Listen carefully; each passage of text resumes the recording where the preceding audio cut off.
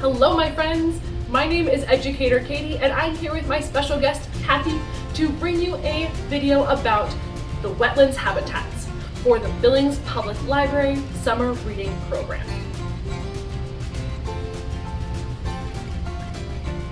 We have a surprising amount of wetlands here in Montana and even in Billings, and these are crucial habitats for many unique species around the world.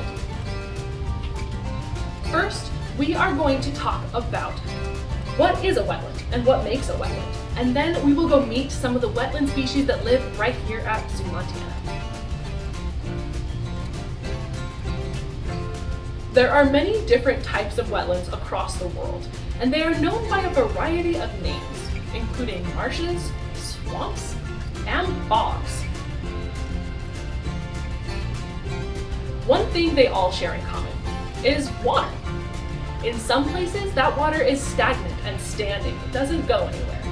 In other places, like rivers and lakes and ponds, they can move across the land. Today, we are focusing on freshwater wetlands, but they can be salty as well, especially along the coasts. Freshwater ecosystems can be found across most continents and in most ecosystems except for the deserts. Some of them are seasonal, which means they dry out for part of the year, like some ponds and some small marshes. While others, like large lakes, can exist for hundreds or even thousands of years. Now, wetlands are extremely crucial habitat for many endangered species of plants and animals. And they also act as nutrient distributors across and through landscapes. They are also key to preventing flooding and erosion. They prevent flooding by being a place for water to gather so it doesn't flood into nearby communities. And they prevent erosion by being home to plants that use their roots to hold the soil.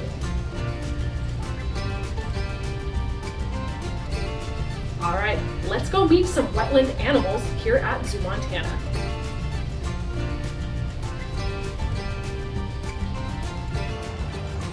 Hello again, friends. We are here at the North American river otter habitat. Swimming in the background here are Ben, Mia, and Sam, the river otters that live here at the zoo. Ben and Mia are the parents of Sam, and they are 12 years old. Sam is only 3 years old, and he was born here at ZooMontana. Now, most of us who think of otters think of sea otters. They're so cute, they float on their backs. But sea otters are very different from river otters because sea otters are much larger. River otters tend to live in freshwater habitats instead of in the ocean as well. River otters are carnivores, which means they eat meat, and that includes fish, crayfish, and basically any small animal in the water or on land. And they live throughout the wetlands of North America. Basically, anywhere you can find a small river, a lake, you will find otters. Their tools for surviving in a wetland habitat include ears that will flatten against their skull to keep water out, and a third clear eyelid, meant for them to protect their eyes and also see while they are underwater. They have a large rudder-like tail that is very powerful for steering, and they have webbing between their toes that allows them to have strong swimming skills.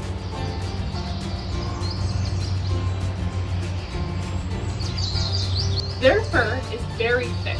In fact, it's one of the thickest of any animal on Earth.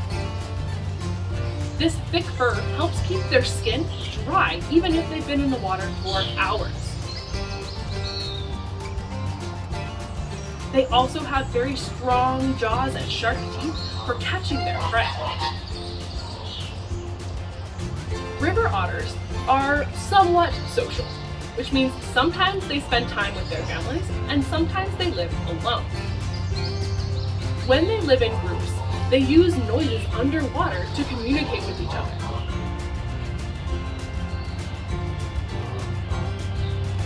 Otter populations are doing pretty well throughout most of the United States. However, they rely heavily on a healthy wetland ecosystem.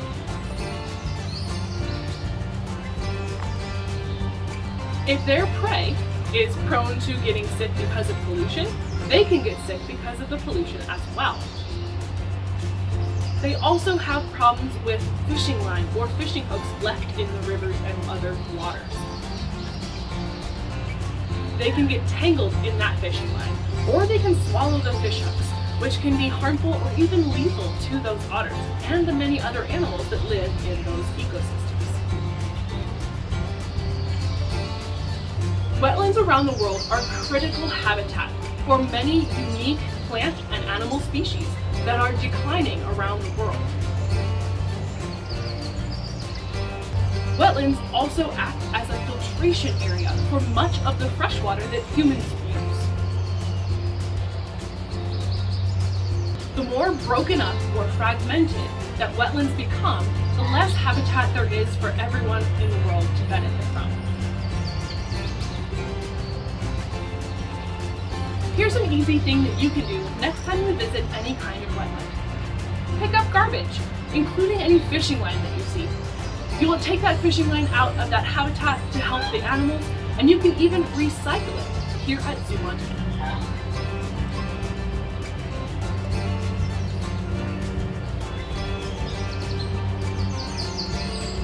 We are at the bald eagle habitat here at ZooMontana to meet our friends Emilio and Toccata, the resident bald eagles. Bald eagles are carnivores, which means they eat other animals. Mostly they eat fish, but they will also scavenge or take from other animals, including ospreys. Osprey are another type of bird of prey who live in similar areas. And those osprey are excellent fishers. When osprey catch a fish, they'll try to fly away with it. But if there's a bald eagle nearby, the bald eagle will harass them and play with them until they drop their fish, and then the bald eagle can take their fish and eat it. That is one example of an animal that they will scavenge from. Bald eagles tend to live in wetlands all over the United States.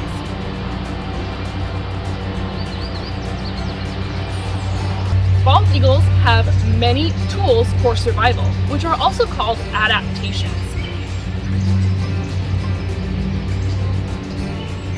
Many of these tools are physically on their body and include things like a sharp hooked beak to help tear up their food, strong feet with sharp talons to grab their food,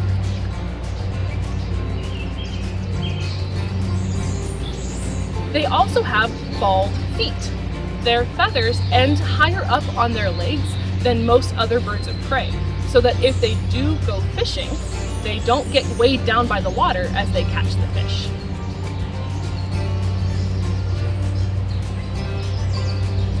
Their eyesight is 4 to 7 times better than a human's eyesight. And they typically mate for life. And they will usually return to the same nest every year, making it bigger and bigger every year.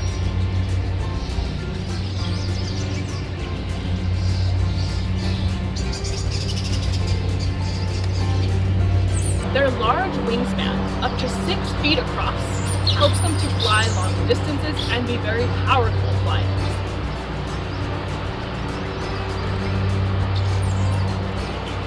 The call of a bald eagle is often thought to be very loud and long screaming call, because that's what we see and hear on TV.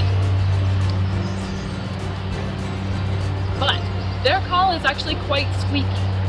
This squeaky call is great for communicating to their partners or their other family members over a good distance away. They also use this call to declare territory.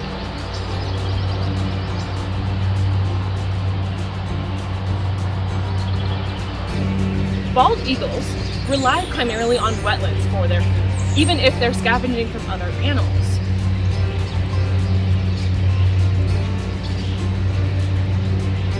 This means that, much like the otters, they rely heavily on healthy wetlands. If the wetlands get polluted, their food gets polluted, and they can get very sick.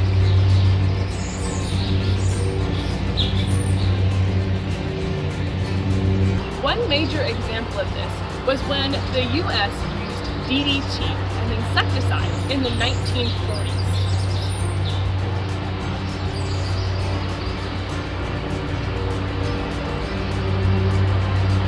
This was used to kill mosquito populations that were very troublesome for humans and many animals.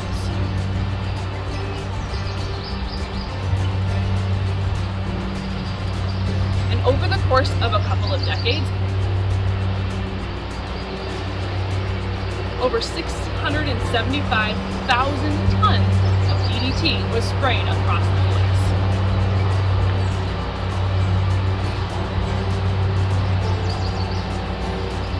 DDT did its job and killed most of the mosquitoes. Those poisoned mosquitoes were eaten by fish, mice, other small animals, small birds, which were in turn eaten by bald eagles, ospreys, and much larger carnivores or meat eaters.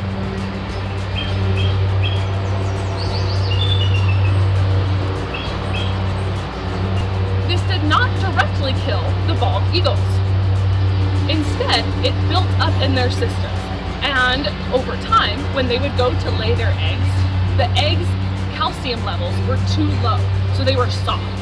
When the parents would go to sit on the eggs, they would be crushed, and so bald eagle populations were not renewing.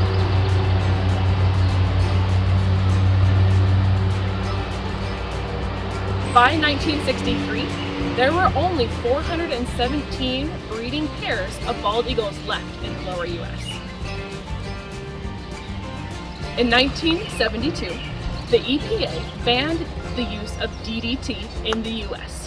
And over time, bald eagle, osprey, and other wetland bird populations were able to come back. By 1995, bald eagle populations were no longer considered to be endangered, and they recovered and rebounded across most of the U.S. However, there are still large quantities of DDT in some wetland areas, which does affect the bald eagle populations. Now we're going to talk about how you can help bald eagles and other wetland animals. One thing you can do is reduce the use of pesticides wherever possible. This will help all sorts of wetland animals, including bald eagles.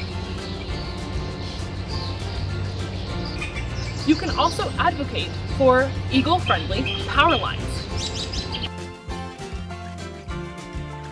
One of our bald eagles was injured in the wild as a result of touching 2 power lines with their wings and becoming so injured that they could not survive in the wild. Another thing you can do to help is not use lead equipment when you are hunting or fishing, whether that is the weight on your fishing line or whether that is the pellets in the gun.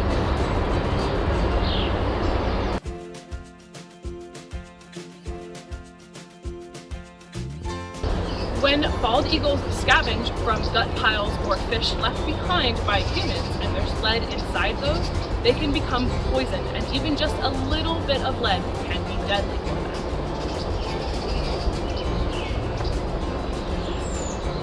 One of the more common sense things that you can do is just not disturb eagle nests. They can be quite territorial and very protective of their babies.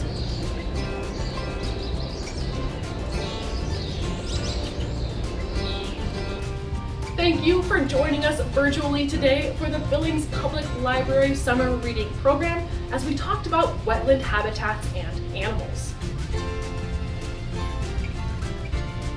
Your event code for today is Emilio Toccata, one word, and you can use that to get your points for watching this video.